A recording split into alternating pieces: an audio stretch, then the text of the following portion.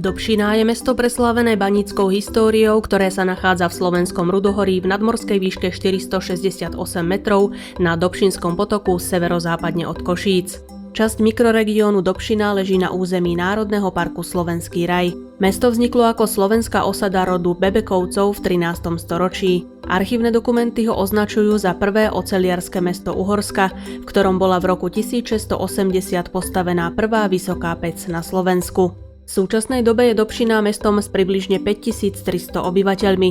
Je bohatá aj na historické pamiatky gotickej architektúry, ktorú predstavuje evanielický kostol z roku 1480, ktorý postupne svojou rekonštrukciou nadobudol výzor novogotického kostola. Medzi ďalšie pamiatky patrí aj rímskokatolícky kostol z roku 1792, radnica, dnešné sídlo mestského úradu z roku 1870 a vila Eugena Rufínyho, objaviteľa Dobšinskej ľadovej jaskyne. Okolie Dobšinej ponúka aj množstvo turistických možností, kde návštevníci môžu vidieť Národný park Slovenský raj, slovenské Rudohorie, reliéfy nízkych Tatier so svojou symbolickou Kráľovou hoľou či svetoznámu Dobšinskú ľadovú jaskyňu. Pre návštevníkov je taktiež lákavá planina Geravy a rekreačné stredisko Dedinky. Z významných podujatí sa v meste každoročne konajú dobšinské turičné slávnosti spojené s jarmokom a preteky automobilov do vrchu Dobšinský kopec, v rámci ktorých sa v roku 2012 uskutočnia majstrovstvá Európy.